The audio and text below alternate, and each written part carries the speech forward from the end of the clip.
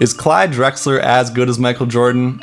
Sure, Michael Jordan was good, but you know who's often forgotten about? Clyde Drexler. He put up splits of 27, 8, and 6. His team was first place in the West 2 years running, and somehow he is just living in Jordan's shadow.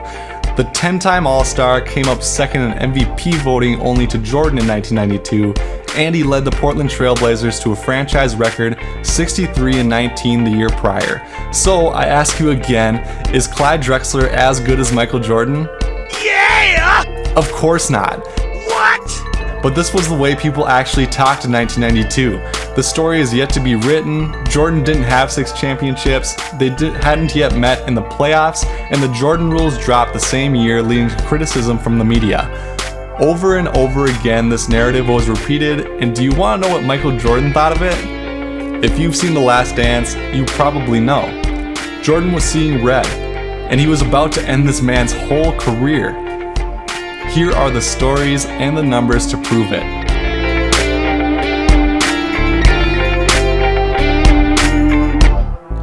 Drexler and Jordan had some similarities that were bound to draw some comparisons. 2 All-Star guards, Drexler drafted in 83, Jordan drafted in 84.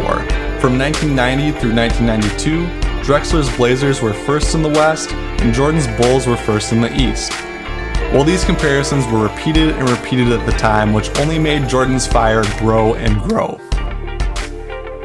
During the 1991 playoffs, the Trailblazers and Bulls seemed to be heading for a matchup in the finals, as the first place Blazers were the overwhelming favorite to win the Western Conference.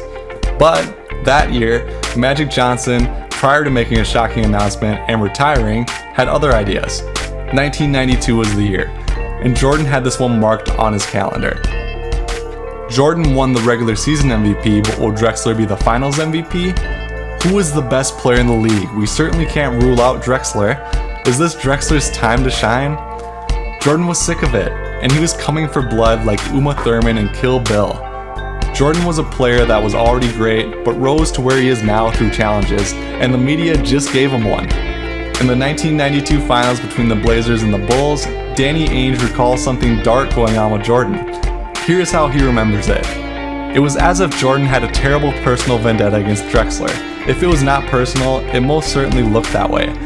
Jordan barely let Drexler touch the ball on offense. Jordan had taken all those newspaper articles and television stories about Drexler as nothing less than a personal insult. It was like watching a killer on the court, an assassin who comes to kill you and then cut your heart out. There's only been one NBA player where we've talked about them being described as Alien from the movie Alien. He didn't care who you were.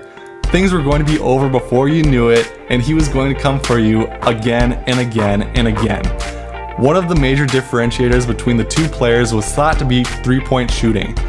Jordan finished the 92 season at 27% three-point shooting, and Drexler at 33.7%. I guess Jordan just had to shrug that one off.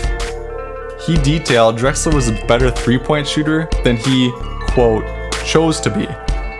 Clearly making a point, Jordan made 6 threes in Game 1 and shot 42.8% from 3 in the finals. The finals went 6 games, but at the end there was no doubt who was the better player.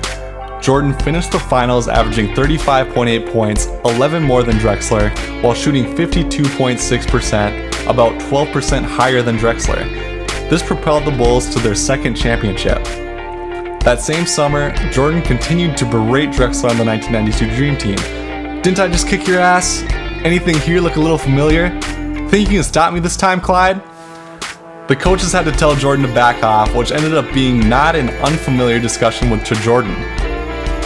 The very next year, Drexler averaged 5 less points per game, field goal percentage dropped to 42.9%, and three-point percentage dropped a full 10%.